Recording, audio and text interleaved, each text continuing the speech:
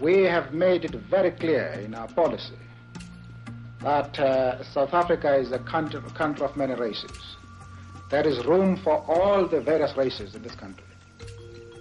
When you think of Mandela, he's almost synonymous with the fight against injustice, the fight for human rights.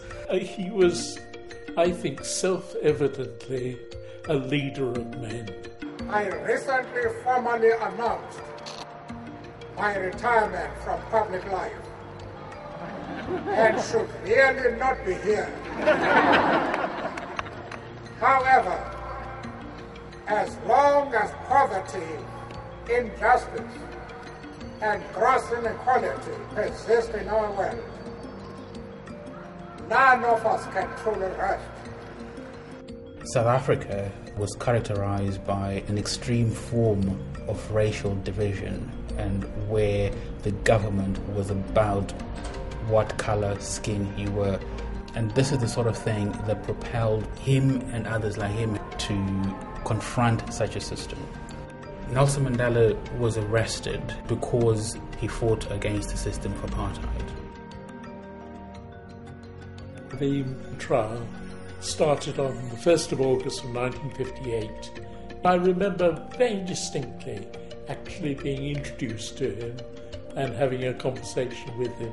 He had a very appealing face, and when he spoke to you, you felt the most important person at that moment was yourself and not him. One would never have imagined that he was, in fact, one of the leaders of the anti-apartheid movement. The police were hunting for him at the time, but African nationalists had arranged for me to meet him at his hideout. He is still underground. This is Mandela's first television interview. There are many people who feel that it is useless and futile for us to continue talking peace and non-violence against a government whose reply is only savage attacks on an unarmed and defenseless people. Nelson Mandela was jailed for 27 years. His cell was very small. The spirit of the man and others like him was quite remarkable. They managed to survive it and came out, and that, as we all have seen, resulted in majority rule in South Africa. I stand here before you as a humble servant of you, the people. I place the remaining years of my life in your hands. Mandela was in prison purely because of his political views for decades, and that's the fight which Amnesty has been fighting, and even today as we speak, tens of thousands of people across the world are locked up for no other reason other than that they politically disagree with the government in power. And that's a fight we're going to keep fighting. We're going to draw inspiration from Mandela's battle. I have the extraordinary honor of placing in your hands, Madiba, Nelson Mandela, the Art for Amnesty Ambassador of Conscience Award.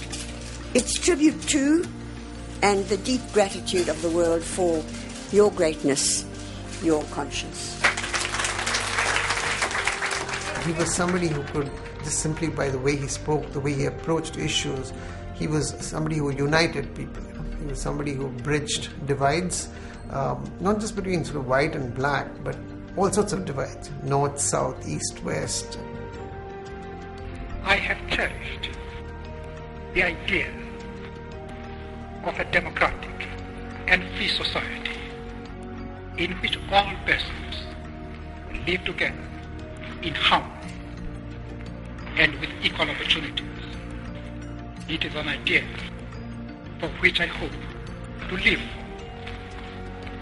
and to see realized.